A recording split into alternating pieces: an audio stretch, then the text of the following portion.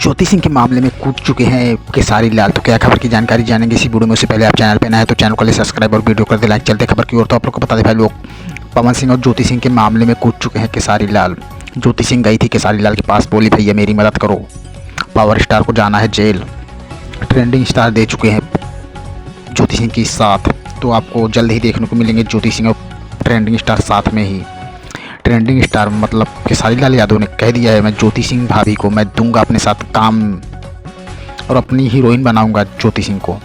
Power star ये खबर को सुनकर हो गए हैं खेसारी लाल पे गुस्सा और बोल रहे हैं मैं फिर से दुश्मनी करूंगा खेसारी लाल से, क्योंकि यह मेरी पत्नी को दे नहीं सकते काम, क्योंकि मैं उसे दे रहा हूं तलाक और ये दे रहे हैं काम। तो आपको क्या लगता है, पावर स्टार के साथ खेसारी लाल को ऐसा करना चाहिए और खेसारी लाल को ज्योति सिंह का साथ देना चाहिए कि नहीं? आप कमेंट बॉक्स में ज़रूर बताइए अपना राय।